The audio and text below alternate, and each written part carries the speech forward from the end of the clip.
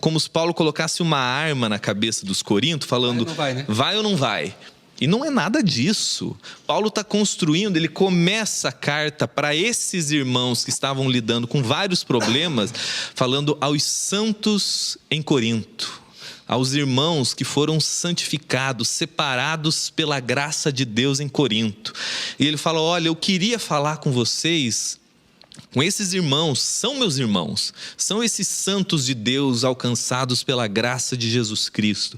Eu queria falar com vocês como adultos, como gente adulta, mas vocês ainda são imaturos, carnais. Ali existia dons, ali tinha rito, se fazia ceia. Ele falou, mas existe entre vocês todo tipo de inveja, divisão, competição, gente passando fome de um lado e gente comendo na ceia ao ponto de ficar bêbado. O cara que dormia com a mulher do pai e todo mundo sabia, não estava nem aí. Ele falou, mostra o quão imaturo vocês são.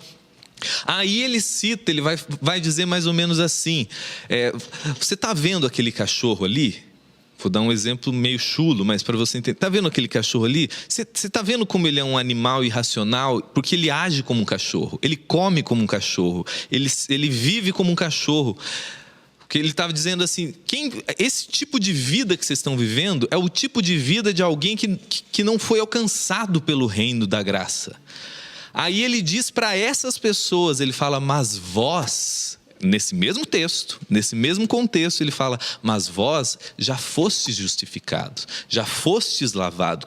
É a mesma coisa, minha filha com 7 anos, começa a agir igual um cachorrinho dentro da minha casa, andar de 4, levantar a perna, fazer xixi, e eu tô vendo que por mais engraçado que foi no início, ela tá se machucando, ela vai atrofiar a coluna dela, porque ela não é um cachorro, ela é minha filha, ela é um ser humano, e eu chego para ela e falo, Alice, você não tá vendo que você tá agindo igual um animal? Você não tá vendo que você tá fazendo mal para você? Eu não tô ameaçando ela deixar de ser minha filha. Eu estou falando, qual que é a boa notícia para Alice, minha filha? Você pode levantar, porque eu já te fiz, minha filha. Você é um ser humano, fica de pé, ande como um ser humano. Não é uma ameaça para que eu vou expulsar ela da minha família. Eu estou dando uma boa notícia. Paulo faz uma denúncia, que se eu digo, cara, está fazendo mal para você. O fato de Deus te amar. Ela continua sendo a sua filha. Exato, a minha filha, mas ela está se arrebentando no processo. Pecado é que talvez faz mal para mim mesmo, então? Uma das consequências da lógica do pecado é essa, mas antes de ser algo que eu faço, diz respeito ao ser. Antes de ser um verbo praticado, é um substantivo, é algo que o ser humano carrega como as dimensões do ser. E é justamente isto que foi resolvido na cruz. Mas se a Alice nunca quiser andar, ficar de pé, se ela quiser continuar vivendo como um cachorro, aí eu entro numa outra lógica. Existe a possibilidade de que ela está ali por algum motivo, que ela está agindo como um cachorro por algum motivo, e eu vou tentar ajudá-la, eu vou continuar insistindo, mas pode ser que existe uma expressão no Novo Testamento que fala o mistério da iniquidade, que é a coisa que Jesus fala do joio e do trigo. Que existe aquele que você fala, cara, a pessoa decidiu contra si a vida toda até o último momento, e ainda assim Jesus fala, não separe, porque você não saberá separar o joio do trigo. Provavelmente há uma grande chance de você chamar trigo de joio e joio de trigo, porque o nosso olhar é superficial. Ele falou, vocês não julgam como Deus julga, vocês não enxergam como Deus enxerga. Talvez vocês estão chamando de o santo o cara mais manipulador, e talvez você está chamando de o pobre pecador que merece o inferno, uma pessoa profundamente aflita, machucada, que se faz mal contra si, justamente porque ele não entendeu que ele não precisa se fazer mal contra si. Agora, esse mistério é um lugar que eu não sou convidado a entrar. Essa resolução de quem divide, quem vai e quem não vai, é uma equação, é uma afirmação que eu não sou convidado. Eu sou convidado a proclamar boas notícias. E crer que o Paulo que escreve 1 Coríntios, que diz para o cara que dormia com a madrasta. Ele dormia com a madrasta. Estava todo mundo sabendo e ninguém falava nada. E não é que eu tenho que falar para me intrometer. Eu vou lá falar, Augusto, eu vim aqui, eu fiquei sabendo como um fofoqueiro que se intromete. Não, é como um irmão que fala, cara, eu sei que você está se fazendo mal e não, eu vou me intrometer, você querendo ou não, porque eu amo você. E eu vim aqui intervir nisso. E o que Paulo denuncia, cara, que tipo de amor é esse? Que vocês estão... Ninguém fez nada com esse processo.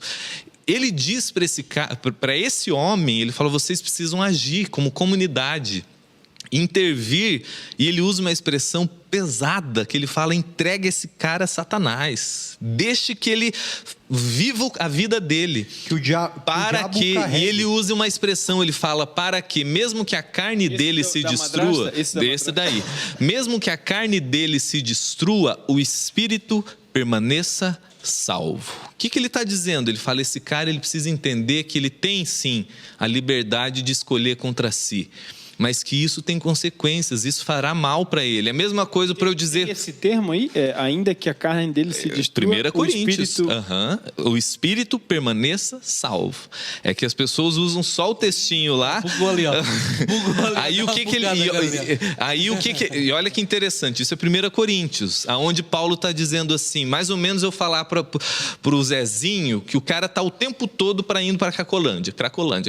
Chega uma hora que o cara, deixa ele ir então. Ele tem o direito de escolher contra ele. Deixa ele ir. Deixa ele ver como ele consegue se fazer mal.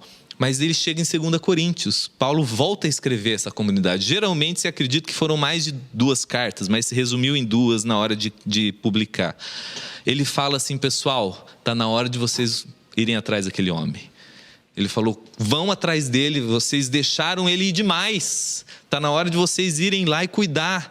E ele diz assim, vão para que Satanás não tenha vantagem contra ele. O que ele está falando? Esse cara está num poço tão profundo que ele criou para si, que não foi Deus, que ele criou para si. E não foi o diabo também, né?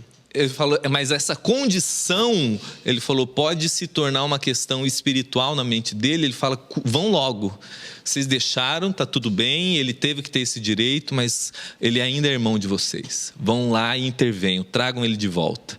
Então, esse cuidado pastoral não é uma carta... A gente lê, às vezes, as cartas de Paulo, de Pedro, de Tiago, a gente imagina teólogos filosofando na igreja primitiva. Não, eram cartas pastorais. Eram homens que escreviam para comunidades simples, muitas vezes de escravos, iletrados, que estavam falando, eu vou te mandar boas notícias ao seu respeito, sobre a sua identidade, sobre o seu valor, sobre o Espírito Santo, sobre tudo isso que é verdade sobre vocês, e alguns conselhos práticos, enquanto vocês vão entendendo. Ele não estava mandando assim, vamos debater algo. Não, ele está falando, cara, eu estou fazendo afirmações para o bem do coração de vocês. Vocês estão sendo perseguidos, Roma está na cola de vocês. Tem gente aí que a família expulsou porque deixou as deusas. Está na hora de vocês ser cuidados. Então eram cartas pastorais. Então, o cuidado de Paulo de 1 Coríntios não é um escândalo moral que ele está tendo um chilique moralista. Ele está falando, vocês estão seguindo um caminho que vocês estão se fazendo mal o tempo todo. Você vai ver que todo o contexto da carta, para você ver como que o evangelho não existe essa desconexão espiritual, isso é psíquico, isso é físico. Eles não estavam crendo na ressurreição. Eles não estavam crendo na ressurreição corpórea de Jesus. Eles não estavam crendo nessa unidade humana que existe, que é chamada de corpo de Cristo, que não é uma instituição, mas é uma unidade espiritual, orgânica, viva. E na hora de cear, por exemplo, tinha gente que tomava ceia, ficar bêbado, e tinha gente que não tinha nada. Tinha os ricos e os pobres. Aí Paulo vai falar, olha a maneira que vocês estão vivenciando isso. Por isto há entre vós doentes, fracos. Por quê? Porque vocês estão fazendo mais mal para si do que bem, cheio dos ritos, cheio dos dons. Gente, irmãos que ele fala aos irmãos em Cristo em Corinto, mas vocês estão se fazendo mal, vocês precisam algumas referências. Então, apesar do puxão de orelha que ele dá em 1 Coríntios 6, a conclusão dele é: mas vós já fostes lavada. Eu falo: minha filha, você está agindo igual um cachorro, comendo igual um cachorro, você está se fazendo mal, mas eu tenho boa notícia. Você é minha filha, você pode ficar de pé. Isso aí não é verdade sobre você.